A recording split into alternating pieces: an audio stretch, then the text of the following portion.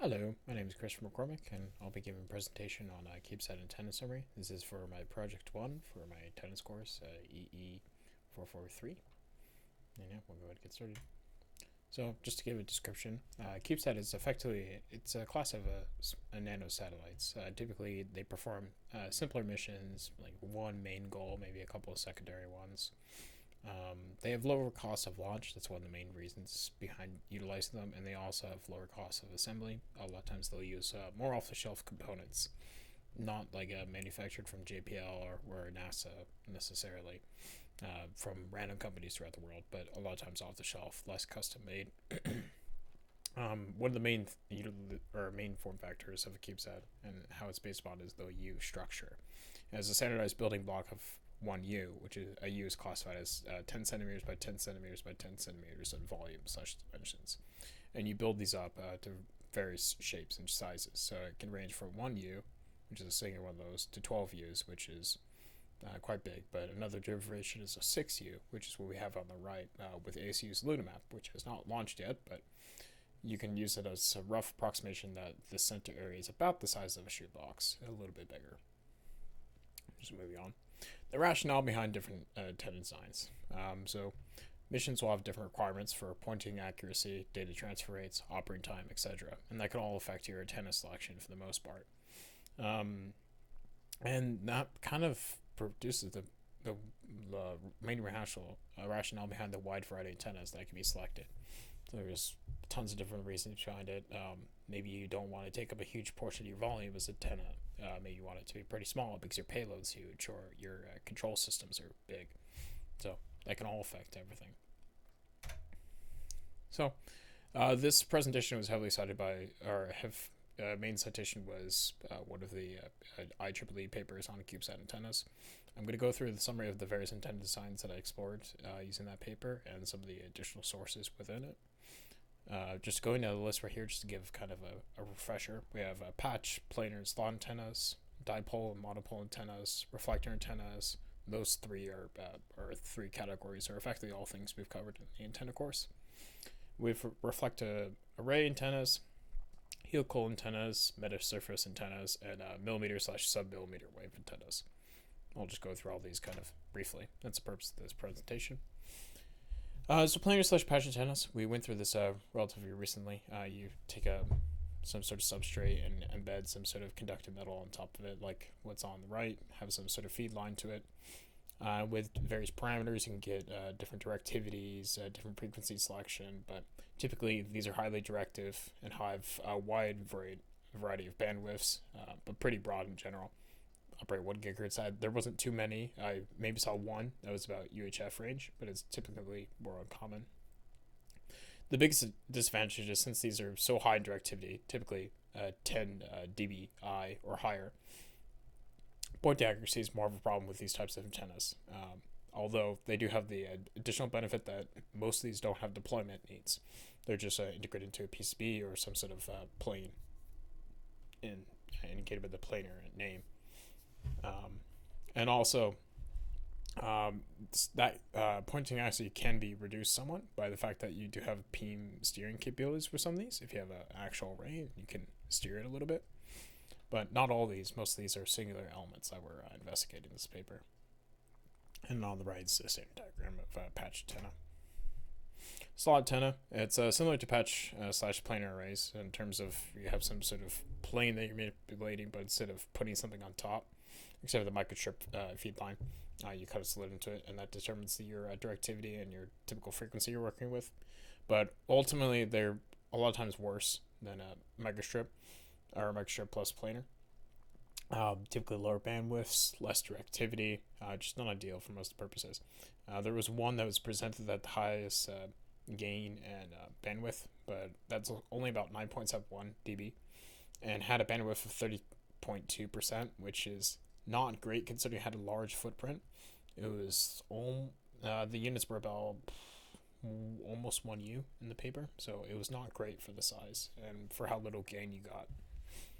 But the right's a typical diagram. You have some sort of substrate, you have some ground planes, and you have some sort of microstrip feed and then a slot. Next most common one, which everyone should be familiar with in this class, is dipoles slash monopoles antennas. I worked with these all the time in the CubeSat lab that I work in, but typically they're more simple and they've been defined for a very long time at this point. They're kind of more popular, I would say, in amateur usage. They typically have low directivity, but average bandwidth, I would say, from reading and stuff. Which that does reduce the need for pointing accuracy to some extent, especially if we're talking in terms of LEO, where you do have enough margin in terms of a link budget. But obviously, in deep space networks and stuff like that, this low directivity is not ideal. And they're typically used for VHF to S band. There wasn't really any dipoles that were investigated at super small sizes. It just didn't make a lot of sense. Partially because most of these dipoles are deployable. There was a couple options, like down here on the bottom right, which had a steerable dipole array that was integrated more into the CubeSat faces, so you don't have the deployment mechanism. But that's a typical problem with these monopoles and these dipoles, is you have the deployment, and deployments fail a lot of the time. They're complicated, they're kind of messy, but that's something you have to deal with. Additionally, another cool one was this full duplex monopole. It had UHF and also VHF, and they had a diplex, I believe. So not fully fullplex, but pretty close to it. So you could switch between the two frequencies for transmit and receive. Moving on, the next antenna type is a reflector and reflect array antennas. Effectively, you have some sort of reflector, like parabolic or something like that, or a horn's a classic one as well. High directivity, typically greater than 25 dB at the very least, or most of the time greater than 30 dBi, even for that. The biggest problem is because of this high directivity, or because of the geometry of reflectors, they get pretty big, especially for the size that you're working with. That also kind of puts a limit on most of the time their lower frequency range. Although you have some that are operating in 0.3, most ones I saw in the paper were operating in much higher frequencies, typically greater than 10 gigahertz. Just makes the properties, especially if you're working at horns, better, a lot smaller, which affects your gain, your margins and stuff like that. But they're definitely preferred for deep space expeditions due to their high gain, because you really need that for once you start getting super far away. And because of their large, actual volume they take up, deployments are also complicated in this case, so you have to sacrifice quite a bit to get this high gain. And deployments fail, like I talked about earlier, but that's just one portion of the reflector. And then you also have the reflective arrays, which were mentioned over here on this image. This one's pretty cool. It wraps around the CubeSat and then deploys up like that.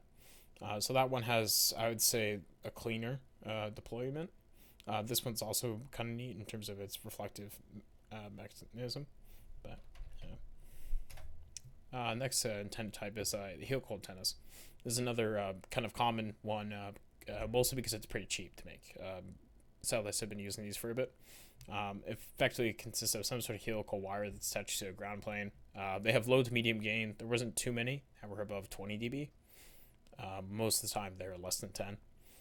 You can put them in arrays, obviously you get the higher gain. There's a couple designs that were like that, but they were low cost, so that's why they're often preferable for satellites.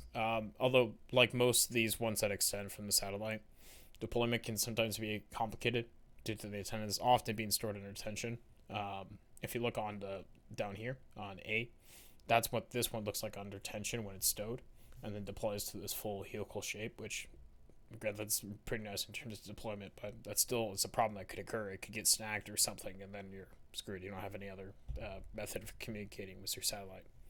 And just, there's many different options for the actual geometries of your helical antenna. You have a classic helix here, and then this is a quadrifilar, and there's many different types to explore. But they all kind of have similar behavior in terms of the desirable circular polarization, low to medium gain, and typically not too horrible in terms of footprint. Getting to definitely ones probably haven't been heard too much about, millimeter / sub-millimeter waveguides to some extent. These are also kind of be horn arrays for the most part. They're not really used for a lot of communication. They could be if necessary, but they're great for remote sensing applications. If you look at CalSat over here, that was meant for cosmic ray analysis, or sorry, background cosmic ray analysis. Specifically the polarization regarding that. They had a 5-horn array set up for that. because they really needed that arrangement. There's also the Tempest CubeSat radiometer, which used multiple CubeSats that were positioned about 10 minutes in delay in their orbit, approximately at Leo. And then they would use that plus their 5-inch horns, and that was the type of wave antenna they're using, just horn antenna.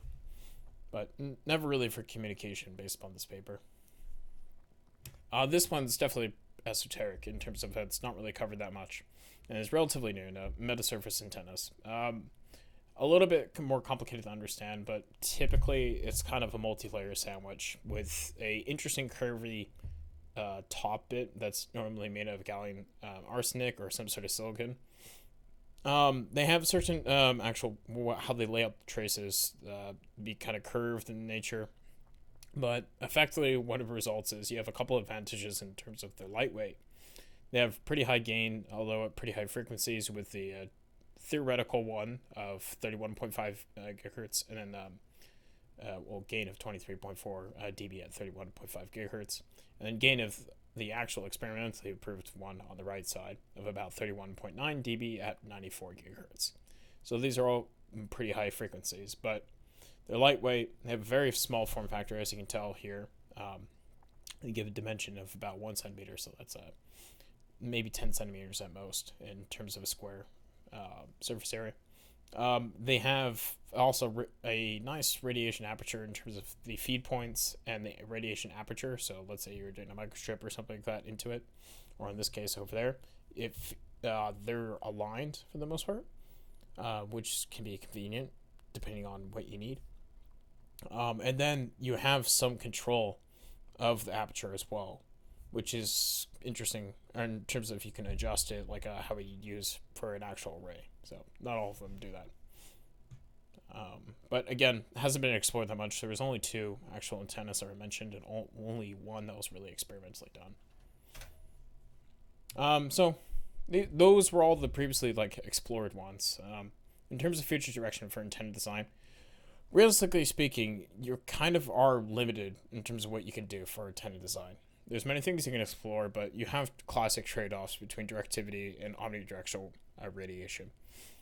Depending on what you want, you might want omnidirectional radiation because it makes it easier to close a link budget if your pointing accuracy is not great, but obviously you have to sacrifice the gain. You have to have high watt or high power transmitters, etc., etc. Or if you're doing a deep space network, you really need that gain because it straight up doesn't have enough power when it's that far away, or you're covering such large distances, you need that 30 dB of gain, and you can deal with having higher pointing accuracy requirements. But there's other things that you can deal with in terms of you can adjust your bandwidth. In case your bandwidth is not ideal, you can make modifications. You can do stacked patches and stuff like that, and improves bandwidths potentially for patch antennas. Or let's say you're having difficulties with larger antennas, like dipoles and stuff like that. You can do weird inflatable stuff, or specifically helical stuff. A lot of time you can adjust the deployment of them, and those are things you can fix, and those are kind of future directions. A lot of time deployment adjustments, because those fail, and most of the time people want these simpler antennas because they're easier to manufacture. For example, like a classic dipole is a lot easier to deal with than a complicated more surface-based antennas. And then we have even more simpler to some extent. You can have polarizers to linearly polarized antennas, like classic horns and stuff like that are linearly polarized, so you could add that in there. And that will help with pointing loss, or specifically you're matching your polarization loss. That's one element. Also, another future direction is more research performed metasurface antennas, because they could honestly be a valid alternative to typical planar and patch antennas, since they have a much smaller footprint. And also, they're definitely an alternative to slot antennas, but that's just something that needs to be investigated. Also, more research could be done for UHF designs, although UHF is obviously not as popular for further away.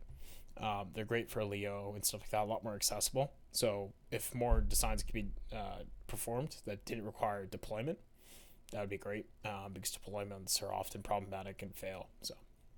But there wasn't too many that really offered deploy-less antennas on this paper.